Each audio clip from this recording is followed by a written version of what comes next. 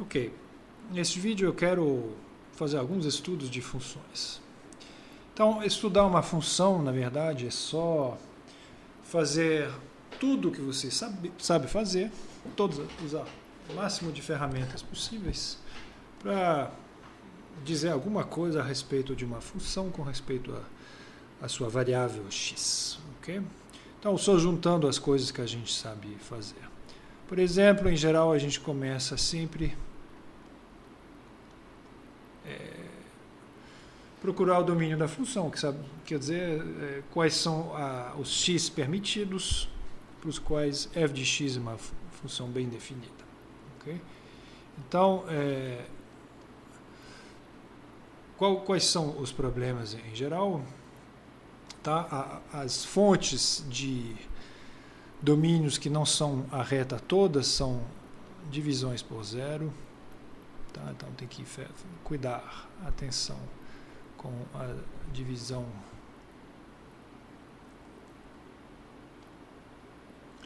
por zero.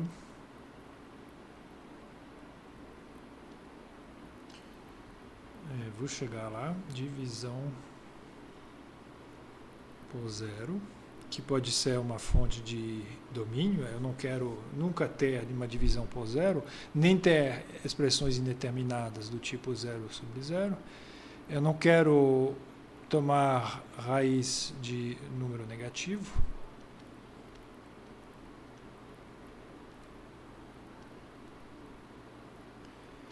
E eu também não quero pegar o logaritmo de um número negativo. Okay? Então, em geral, essas três coisas aqui são as fontes de cuidado que tem que tomar na hora de definir o domínio. Ok.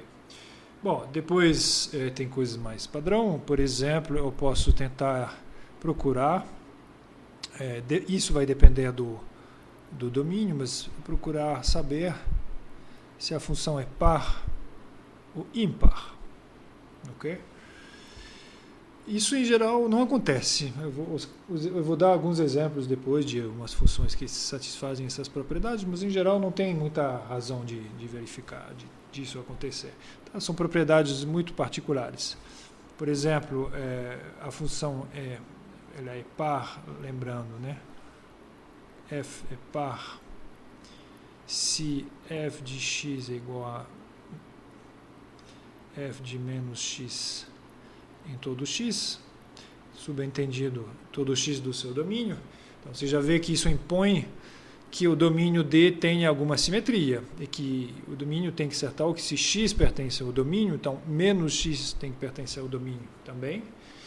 E ainda por cima tem que satisfazer essa condição de f de x é igual a f de menos x. Por outro lado, a função f é ímpar se f de menos x é igual a menos f de x, quer dizer, isso aqui. Depois eu vou ver exemplos. Mas é bom se lembrar que se eu tiver uma informação desse tipo, então depois lá no gráfico e ao longo do estudo todo, vou poder me lembrar que cada vez que eu tenho uma propriedade em um número positivo, eu devo ter uma propriedade parecida ou simétrica em menos x, se a minha função for par ou ímpar, depende.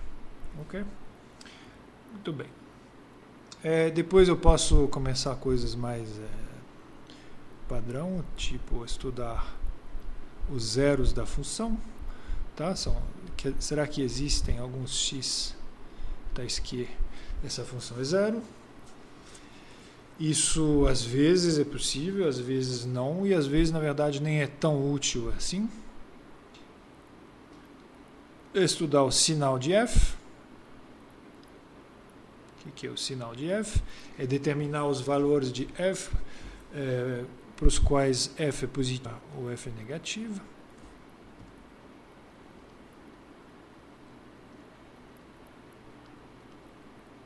Isso aqui às vezes pode ser feito, mas mesmo assim não fornece tanta informação sobre a função f. Então vamos ver em seguida, depois dessas coisas básicas, o que já envolve a noção de limite. Então, o que acontece, por exemplo, longe da origem?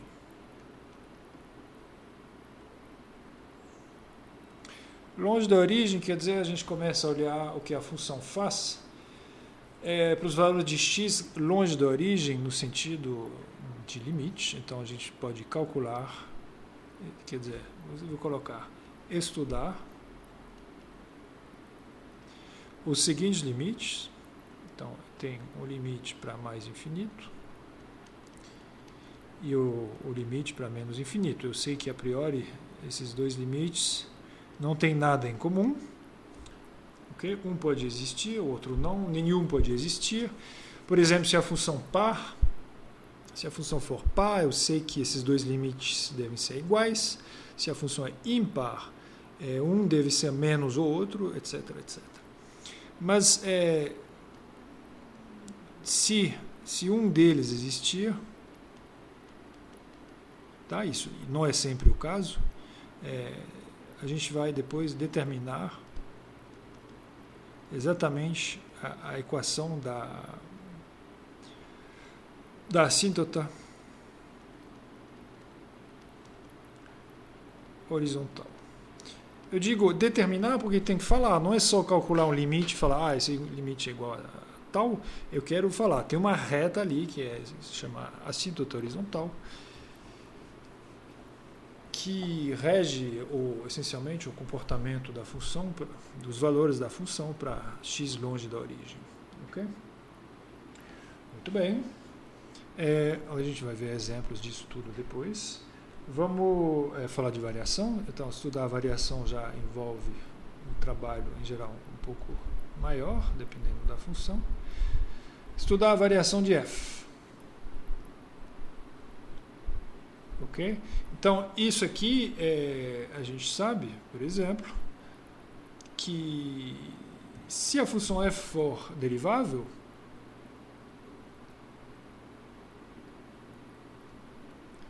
então eu posso usar o sinal da derivada para estudar a variação. Mas isso não é sempre possível.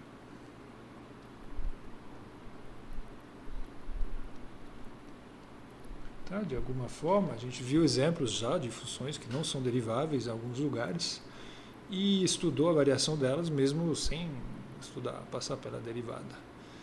Okay? Mas, em geral, muitas vezes a função vai possuir uma derivada, pelo menos em alguns intervalos. Então, a gente pode reduzir o estudo da variação a um estudo por intervalo e depois juntar isso para obter a variação global da função. Ok. Então, tem uma coisa que pode ser feita, né? E que eu posso determinar, se tiver,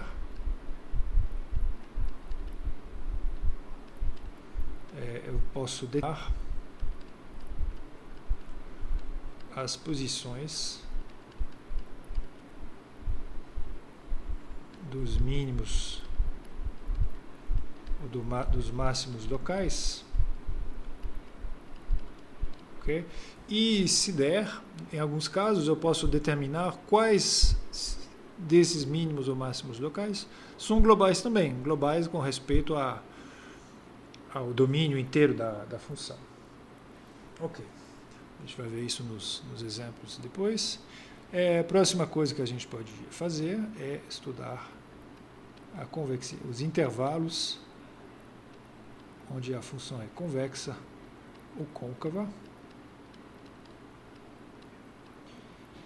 Às vezes vocês podem ler nos livros convexa para cima ou convexa para baixo, ou côncava para baixo, côncava para cima, não importa, a gente deu umas definições precisas aqui nesse curso. E aqui, de novo, a gente pode fazer isso, se der,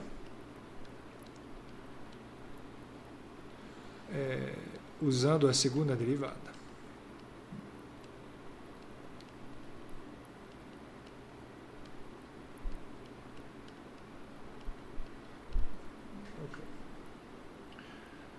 Perfeito. Então eu vou completar igual eu fiz no item anterior, tá? Se tiver,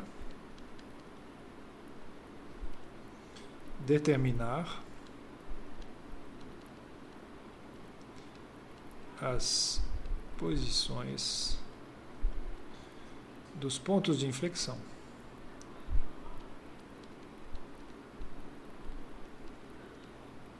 Os pontos de inflexão sendo os pontos em que a função muda de um tipo de, por exemplo, de convexa para côncava ou de côncava para convexa. E também, em geral, são os pontos onde a segunda derivada pode não existir, e a gente vai ver exemplos depois. Okay? Então, falta aqui eu descrever, eu vou colocar aqui entre aspas, vou colocar aqui outros limites, porque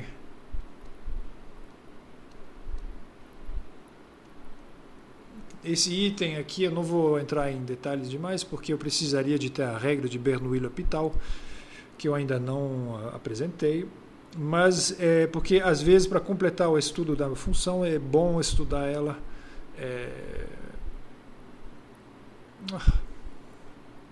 Esqueci uma coisa, então, eu vou voltar um pouco. Eu esqueci de as assíntotas verticais aqui. Então vou fazer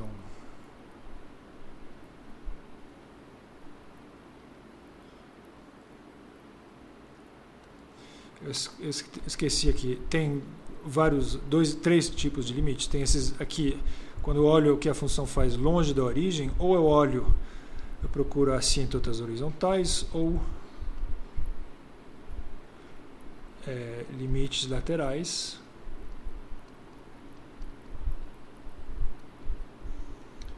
Do tipo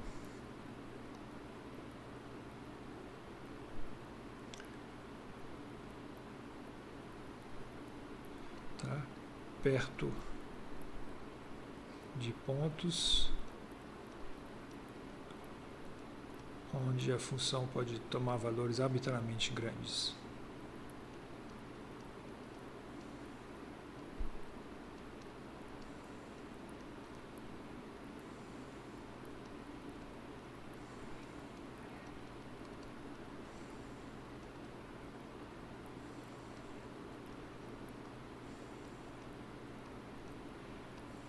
Okay? E se existirem limites infinito, tá? Determinar, se tiver, calcular essas verticais. Eu esqueci de falar. Ok? Então, é claro que sempre tem dois tipos de assíntotas, as horizontais e as verticais. Tem as oblíquas também, que eu não vou tratar aqui. Ok, desculpa. Então eu vou voltar ao que eu estava falando aqui. É que tem outros limites que a gente pode calcular, que são, que são em geral calculáveis via métodos um pouco diferentes, em particular a regra de Bernoulli-L'Hopital, mas eu não vou entrar nesse assunto aqui. Então, a última vez que a gente faz é essencialmente de juntar essas informações para a gente ter uma ideia quantitativa e geométrica de como que se comporta essa função com essas informações todas e montando um gráfico. Então, o objetivo final é de montar um gráfico.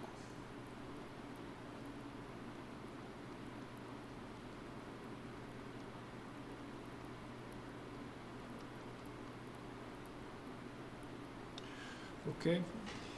Porque o gráfico ele contém toda a informação essencial que a gente pode imaginar uma função. É claro que a gente não sabe de todos os detalhes dos valores, mas o comportamento global a gente já está contido essencialmente no bom gráfico montado. Então, por exemplo, é bom verificar algumas coisas. Uma vez que você tem um gráfico, você tem que verificar se todas essas informações anteriores são consistentes, né? Então, em geral, na hora que se vê onde uma coisa pode ter dado errada na hora de montar o gráfico, porque não pode ter nenhuma dessas informações, não deve contradizer o que uma outra diz. E é bom verificar algumas coisas, por exemplo, se a função for par, então o gráfico de f tem que ter o eixo y como eixo de simetria. Se ela for ímpar, ela tem que ter a origem como centro de simetria, uma simetria de 180 graus, etc. Então vamos ver alguns exemplos. Então, eu vou começar com a seguinte função.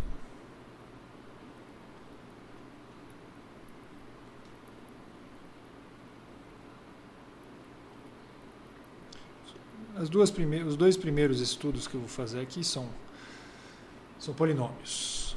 Okay? Então, a minha primeira função vai ser essa. Então, eu vejo já de cara que não tem problema de domínio, porque não tem divisão por zero, nem log, nem raízes, nem nada. Okay? Eu já vou procurar os zeros. Nesse caso é bastante fácil. Então, f de x é igual a zero. Se somente se. X anula esse polinômio. E eu vejo aqui que eu posso colocar x2 em evidência, eu posso até colocar x2 sobre 2 em evidência, que multiplica x2 sobre 2 menos 1, vezes x2 sobre 2. Okay? Então, quando que esse polinômio é zero, então tem três casos, ou x é igual a zero, ou x é igual a menos raiz de 2, ou x é igual a mais raiz de 2. Para resolver aqui, esse polinômio sai igual a zero, eu igualo a zero, multiplico por 2, okay? Eu obtenho x2 igual a 2, que me dá essas duas raízes aqui. Ok, então o sinal de f, como que é? Eu tenho 3 lugares onde ela é zero.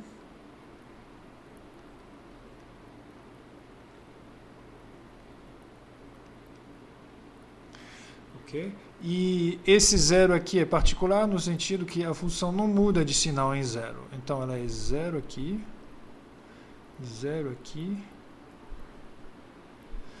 e o sinal dela é determinado por esse polinômio de grau 2. Então eu deixo vocês completarem, mas o sinal da minha função é dado por essa tabela. Okay? Perfeito. Então, eu posso observar uma coisa sobre a paridade, é que essa função é par.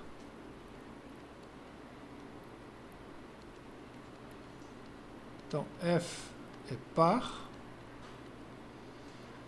porque para qualquer x que eu pegar, qualquer x no domínio, e no caso é a reta toda, eu posso fazer a seguinte conta: f de menos x é igual. Então, quem que é f de x? É esse polinômio aqui.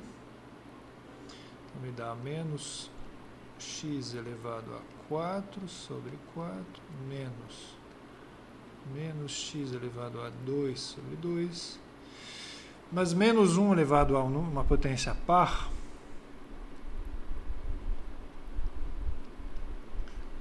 então esse menos 1 elevado a 4 me dá 1, esse menos 1 elevado a 2 me dá 1. E isso aqui é igual a f de x. Então a gente provou que qualquer que seja x, a gente não pegou um x em particular, mas a gente pegou qualquer x e mostrou que f de menos x é igual a f de x. Logo a função é par. Okay? Ok. Então vamos procurar assíntotas. Comportamento longe da origem. Vou fazer assim. Vamos estudar longe da origem. Longe da origem eu observo, não observo nada de muito interessante, porque quando x toma valores arbitrariamente grandes, nessa expressão aqui, eu vejo que tem dois termos. Tem um termo de ordem 4, um termo de ordem 2, e tem a diferença. Então, na verdade, é da forma infinito menos infinito. A gente sabe que é uma forma de indeterminação, mas a gente já resolveu. Como que a gente resolveu isso? A gente colocou o termo de grau maior em evidência. Então, vamos colocar, por exemplo, x4 em evidência, que multiplica 1/4. Vamos colocar x4 sobre 4 em evidência, que multiplica 1 menos 2x2. Desculpa, 2 sobre x2. Ok? E agora isso aqui tende a 0, a 1, porque 2 sobre x2 tende a 0. E isso aqui tende a mais infinito. Desculpa, vou escrever aqui. Isso aqui tende a 0 quando x tende ao infinito, logo isso tende a 1. E como isso aqui tende a mais infinito, tá? Um número arbitrariamente grande multiplicado por um número perto de 1, isso é mais infinito. E, na verdade, a gente pode fazer exatamente a mesma conta quando x tende a menos infinito. A gente vai obter a mesma coisa, porque x elevado a 4, quando x tende a menos infinito, vai tender a um número grande, que é mais infinito, e 2 sobre x2 vai tender para 0 do mesmo jeito. Ok, então não tem, longe da origem, a função vai sempre para mais infinito, qualquer que seja a direção. Então não tem assíntota horizontal. Okay? E não tem assíntota vertical também, porque não tem nenhum ponto da reta real onde os valores de f podem ficar arbitrariamente grandes. Na verdade, f aqui é um polinômio, então é uma função contínua, então ela não pode possuir, na reta inteira, no seu domínio inteiro, logo ela não pode possuir assíntotas verticais. Ok, então vamos continuar. Depois, agora que eu tenho comportamento longe da origem, vamos estudar a variação. E para isso eu vou calcular a primeira derivada.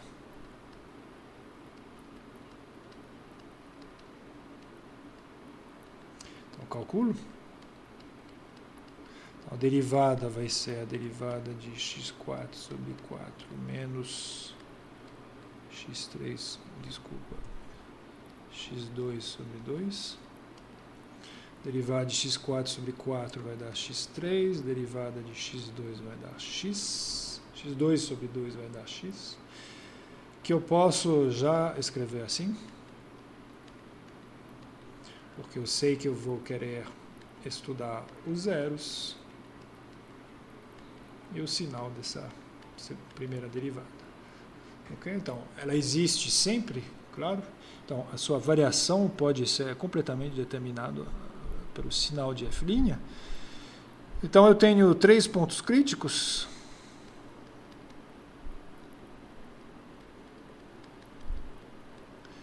Eu tenho em 0, em menos 1 e em mais 1. Ok? Depois eu vou calcular a posição desses pontos. Mas o sinal da derivada é obtido montando uma linha para cada um desses termos aqui. Cada um desses termos aqui, eu não vou fazer agora, mas a gente tem 3 pontos, 0, menos 1, mais 1. E o sinal vai ser o seguinte, vai ser negativo, positivo, negativo, positivo. Então, a gente deduz, a partir disso, que a variação de f vai ser a seguinte. Ela decresce antes de menos 1, ela cresce entre menos 1 e 0, decresce entre 0 e 1 e cresce de novo a partir de 1.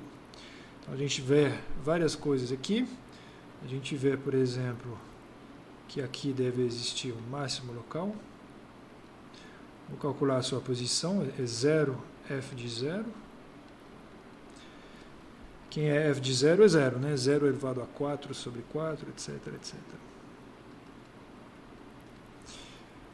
E tem dois mínimos locais. Tem um aqui. Em menos 1, f de menos 1, que me dá menos 1, quando que dá f de menos 1, me dá menos 1/4, se eu não me engano. 1/4 menos meio, isso. Menos 1/4. E depois, um outro mínimo local, em 1f de 1, que é 1 menos 1/4. Observem, a gente já está aqui observando aquela paridade. Tudo o que acontece aqui também. Okay? Porque tem uma simetria em torno de 0. Perfeito?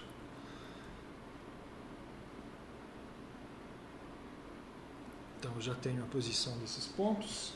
Vamos agora calcular a segunda derivada.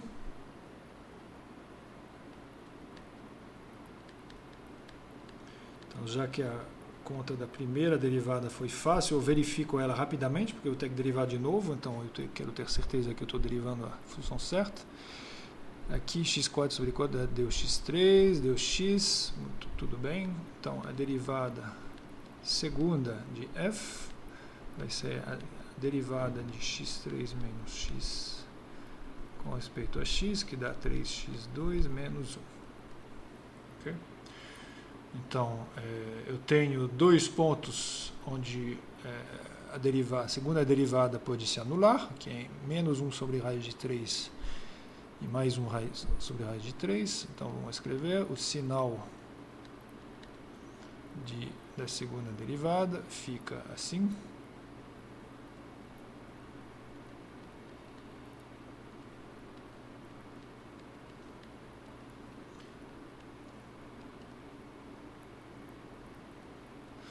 Okay? E a gente sabe que aqui a função f é convexa, aqui ela é côncava e aqui convexa de novo. Ok? E tem esses pontos aqui onde ela passa de convexa para côncava, é um ponto de inflexão. O que é? Quais são as coordenadas? Vamos lá. Menos 1 sobre raiz de 3. F de menos 1 sobre raiz de 3.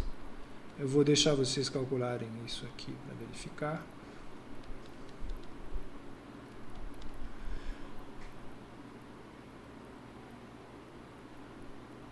Mais 1 sobre raiz de 3. F de menos 1 mais 1 sobre raiz de 3. Ok. Muito bem. Então, vamos juntar essas informações todas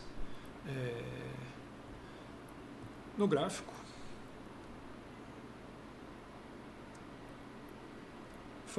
Desculpa, vou usar o espaço todo que eu tenho aqui.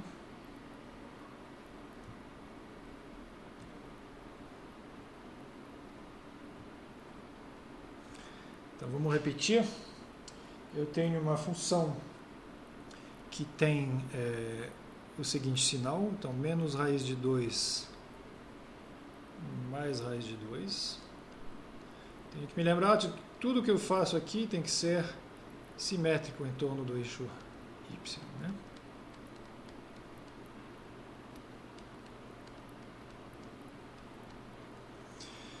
Onde a função aqui é positiva, aqui ela é negativa, e positiva de novo. Isso é a informação que eu tenho sobre o sinal. Depois, vamos olhar, eu lembro que não tem assíntotas, então eu posso olhar a variação. Então, a variação me diz que até o ponto menos 1, a função era decrescente, se a gente se lembra. Então a função decresce aqui, e ela atinge esse ponto aqui, que é menos 1 menos meio, menos 1/4, desculpa, e a função decresce. Eu sei que ela passa por aqui, ok? Depois a função cresce de novo aqui,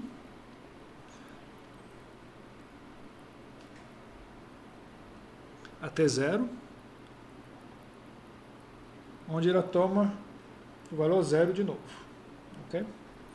Então, só vejo uma coisa que pode acontecer, e eu lembro que lá em menos infinito ela tende a mais infinito. Então, minha função deve fazer alguma coisa aqui, ela atinge o mínimo local, e depois ela começa a crescer de novo, para atingir o máximo local em 0, ok? E depois começa a decrescer de novo para ir para o outro mínimo local que está em mais 1. Então aqui eu posso fazer tudo simétrico respeito ao eixo Y.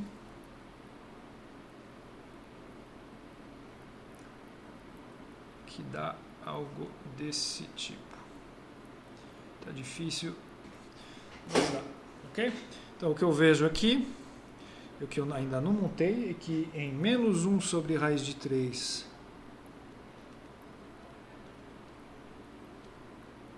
e em mais 1 sobre raiz de 3,